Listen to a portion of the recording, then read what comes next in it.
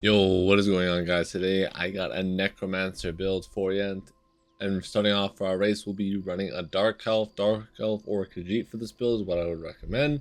You can definitely run other races such as like Northern Imperial, but I think Dark Elf and Khajiit are the best two races for this build. And the reason why I chose Dark Elf is just simply because of the weapon damage and the max stats here, and also the flame resistance passive is actually incredibly nice.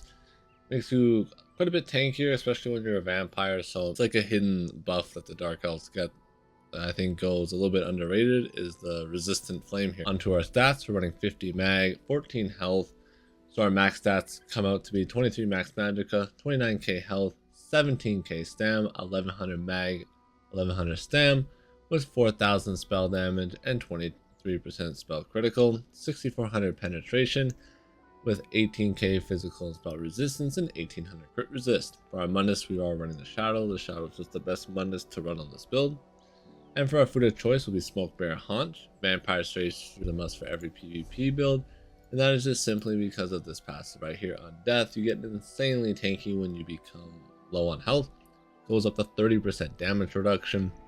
So you basically become invincible when you're on like a 5% HP because you have so much damage reduction. And if you're blocking and healing, you are very hard to kill.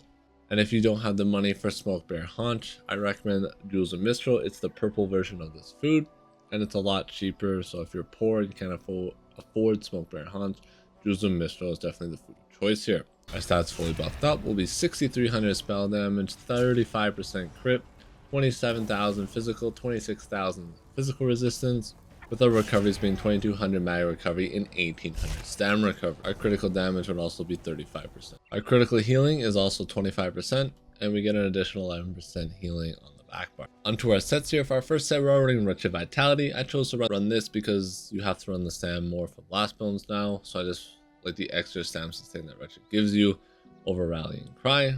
But Rallying Cry is still a very good option. Wretched is very strong as well. I recommend running Poisons here on the back bar instead of the weapon damage enchant, but if you are cheap, then the increased weapon damage is very nice to have. And then you can run either Powered or Defending on your back bar. Either one is good. I just prefer Powered because I want to get off my back bar as fast as possible, and Powered allows me to do that since my healing is increased. And of course, you need to make sure this is an Ice Staff, since you get the reduced blocking when you're blocking with an Ice Staff. And then for our front bar here, we are running the Master Perfected Inferno Staff. This is the bread and butter of the build. Reduces the cost of Destructive Touch by 10%, increases your weapon and spell damage by 600 for 4 seconds after activating. This is a large portion of your weapon damage on this build, so you always want to make sure this is up almost all the time. So even when you're switching to your back bar to heal, cast a Destructive Touch to get the increased weapon and spell damage, so you increase your healing on your back bar. Just a little tip, it helps with your survivability overall. And for our trait here, I'm running Sharpen with Absorb Stamina Enchantment. If you don't want to run Absorb Stamina Enchantment, I recommend running Poisons, or just better in my opinion, but if you are cheap to use, Absorb Stamina Enchantment is just fine to run. Then on our jewelry here, we're running all infused weapon damage glyphs, with our necklace being Sea Serpent Coil. Sea Serpent Coil at full health, you gain 40% damage reduction after taking damage, percent snare, and major berserk, and major courage, increasing your damage done by 10%, and your weapon and spell damage by 430. This gives you a bunch of extra damage and helps with your burst combo immensely. And the way you get around the snare just by bunny hopping and whatnot. And it's not too bad when you get used to running Sea Serpent Coil, the snare doesn't bother you as much. But if you don't want to run Sea Serpent, I actually recommend running Death Dealer's Fate. Death Dealer Fate is another amazing option here for a mythic, but I just prefer Sea Serpent Coil. Death Dealer Fate gives you more mobility and some more max health and max stats across the board, whichever one would work. It's totally up to you. For our other set here, we're running Order's Wrath here. This is just simply for the critical chance it gives us. It gives you a bunch of crit, some nice weapon and spell damage, and increase your critical damage and healing by 8%. Very nice to have. Basically, this increases our damage across the board. And for our last set here, we're running 1 Highland Generals just for the offensive penetration. You can run whatever you want here for your one piece. I just want the offensive penetration for most damage. If you want some extra survivability, you can run a monster that gives you recovery or max stats, whatever you want. It's totally up to you.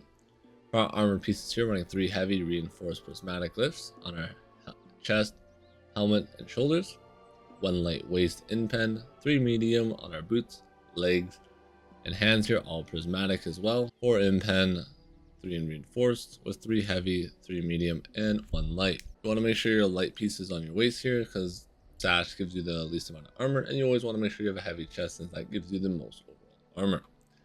A quick side note, if you don't want to grind for all this gear, I recommend actually running Torque of the Last King here. This is a very, very strong mythic, I think, and I think it can be fun to mess around with, because the recovery is just basically wretched, and the one piece there is basically just almost my mass and orders here.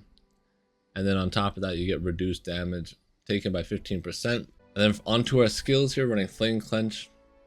This is what allows us to proc our Master Perfected Infernal Staff. Along with Elemental here, this gives us Major Breach. Amazing ability, it's free, and it gives us the Burning Shield and Concussive status effects, which are amazing. And then we have to run Blighted Blast Bones, but it got a buff, since now not only does it proc Major Defile, it also procs Minor Defile. Since the disease status effect is Minor Defile, which reduces the healing by 6%, this also gives Major Defile as well, so you're actually reducing your enemy's healing by 18% for 4 seconds, which is massive. Gives you basically a 4 second where they can't heal as good, give you more chance to burst them down. Next we have Venom Skull here. Lob an explosive skull at enemy dealing 7100 poison damage. Every third cast of this ability deals 50% increased damage, and while slotted casting any Necromancer ability in combat will count towards. Basically you cast a Blast Bone or a Coil, and now you already get the 50% increased damage. This can go up to about 16,000 fully buffed, so this can get actually insanely hard when fully buffed up. Very, very strong healing ability. Don't underestimate the Venom Skull. Mortal Coil Heal, great heal over time. You also get some nice mag and stam every 2 seconds, and increase your healing them by 3%. I chose to run Glacial Colossal here and not the other morph, and that is just simply because it gives you uptime on the major vulnerability here.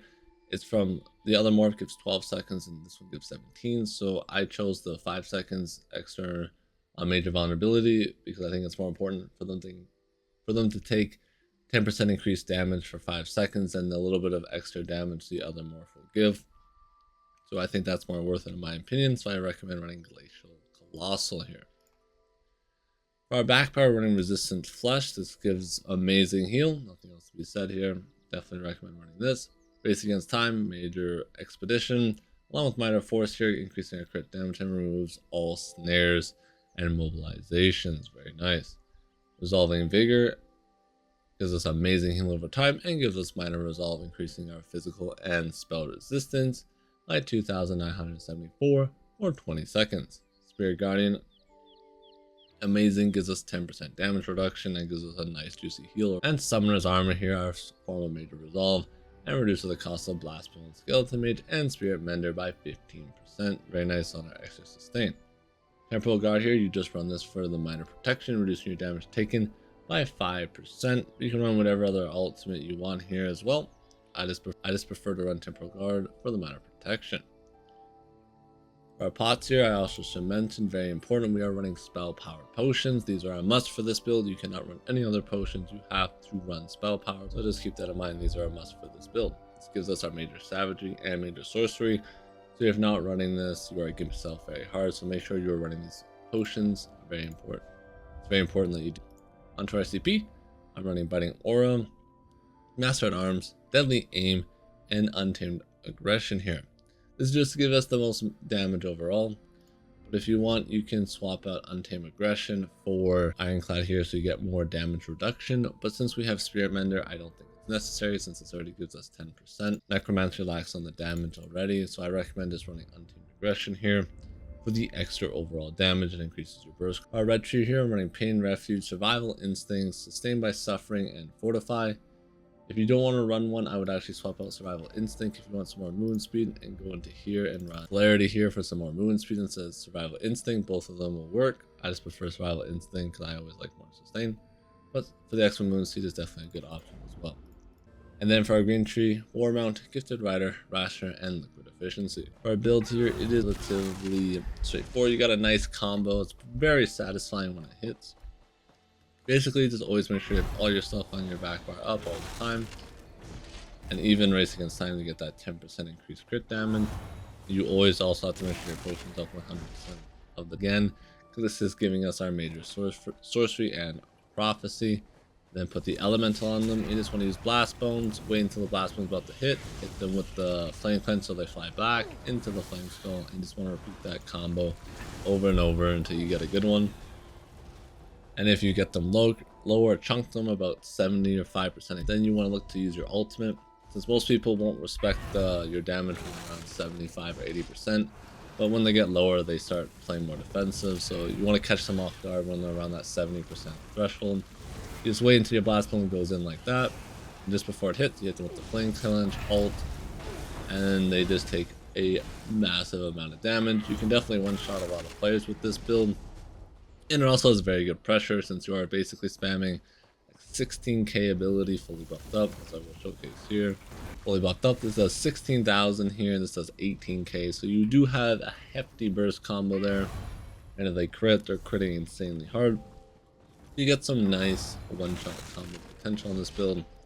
If you have any questions regarding this build, I'd be happy to answer anything down in the comments below. And with that, I hope you guys did enjoy the video.